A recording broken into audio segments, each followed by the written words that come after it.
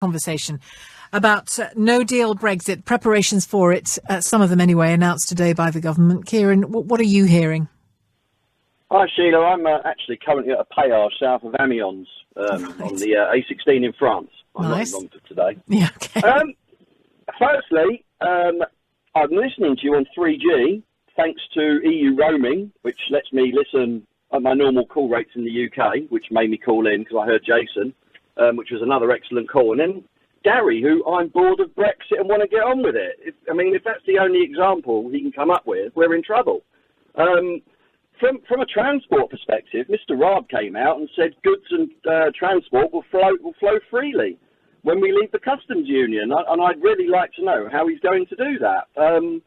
At the moment, I've just driven straight from London down to Paris to drop off a load of aeroplane parts that went straight onto the plane. I'm now on my way up to Brussels after I was midway through France, and then I've got to go straight to Heathrow Airport for this evening. And the only way that's going to work is by the free movement of commercial goods without the need to stop for your transit documents or your carnets and for customs inspections. But he also said that business trading with the EU should start planning for new customs checks and might have to pay for new software logistical help. So that doesn't amount to the previous statement that he made, according to you. Well, the thing is, he needs to realise we do not have the infrastructure in the UK. When you look back to the 1980s and you had 800,000 trucks a year coming in and out of Dover, and today it's 2.6 million, we also didn't, in the 1980s, have mass production lines in this country that relied on same-day or next-day European imports and exports of goods to make those production lines work. Now, you didn't have as many vans like I drive at the moment. I've got vans that do express transport. You didn't have those going over borders on a same-day service that would previously be impossible. You can't do it into Switzerland, and you can't do it into Norway without long customs checks and customs paperwork. The Swiss customs border closes at 5:30 for transit documents on a Monday to Friday, and it's closed at weekends. Ours might be open 24/7, which they are at the moment in Dover, but you have 17 agents approximately around the Dover area for customs. Each company that exports to the European Union will need a customs agent.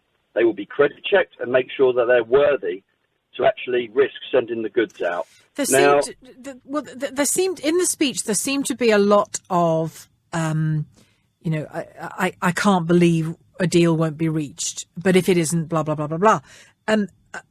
Are you as confident that that natural closeness that we have with Europe anyway will soften a lot of the blows, or the expected blows, imagined blows? Well, the thing that gets me, Sheila, you're either in the customs union or you're out. And as Jason said, when you leave all the agreements that go with it. And one of the main things that will pop up whilst leaving the customs union will be a hard border. Now, when you come down the M20 into Dover Port, the first point of call into the port is the French customs. They've got filthy windows. They've not been there for years. They're gonna be back. You won't even be able to get into Dover Port before the French douane stop you and want to see what's on the back of your vehicle. And then you've got 300 approximate parking spaces for trucks, for 12,000 trucks a day. Every single commercial vehicle, Sheila, will be treated the same. Doesn't matter if you're in a VW Caddy van or if you're in an Arctic. If you've got commercial vehicles in your van or in your truck, you will have to stop and clear customs.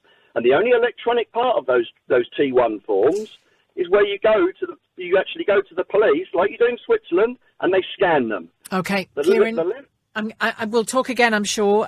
We have done in the past. Thank you very much indeed for your call, Ciaran in Romford. With a day's journey, I have to say I don't envy going from Romford to Amiens, back to to Belgium, then back to Heathrow. That's quite a day.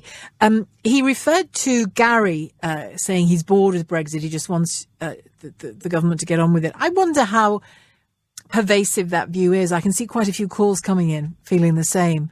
Whether you can throw as many facts and detail at somebody as you like, but if they just want it done, if they're bored of it, then that's an advantage to anyone who wants to deliver it, isn't it? Whether it's good, bad or indifferent. 034560600973, the time.